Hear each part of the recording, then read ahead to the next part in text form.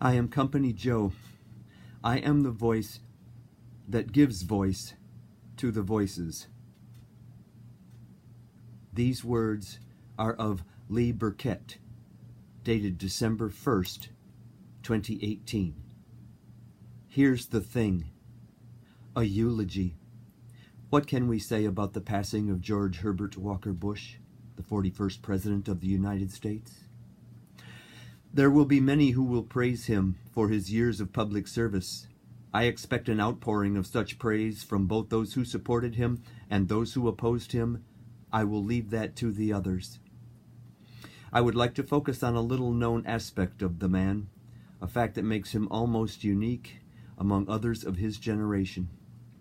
Unlike millions of his fellow Americans and millions of others across the globe who, upon hearing of the assassination of John F. Kennedy, could recall decades later exactly where they were when the president was assassinated, George H.W. Bush, who was 39 years of age at the time, claimed he could not remember where he was or what he was doing on that day.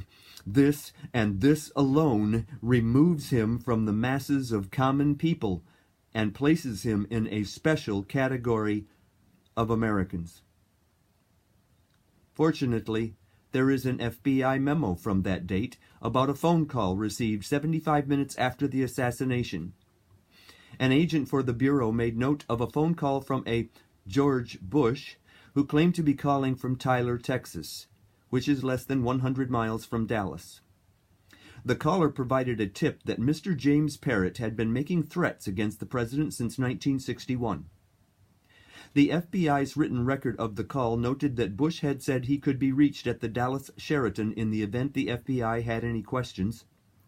Mr. Parrott was interviewed by the FBI and denied he'd ever made a threat, and his mother claimed he'd been home with her in Houston all that day.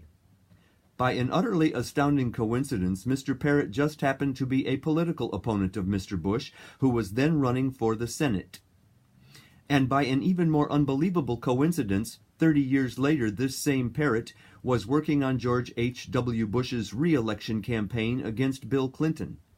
Another amazing fact about the man.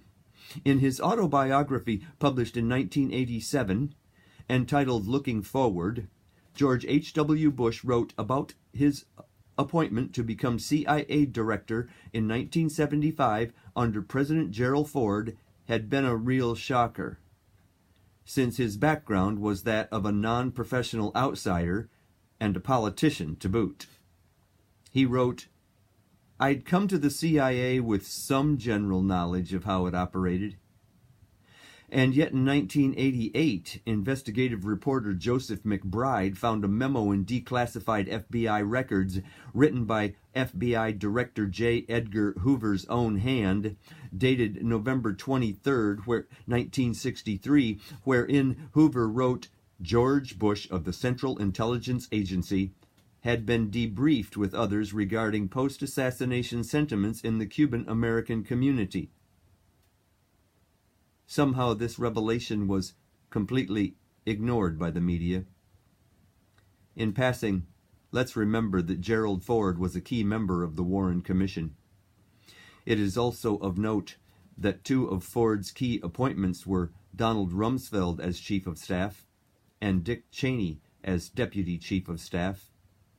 Today, let us ponder this little-known legacy that the late George H.W. Bush has left us.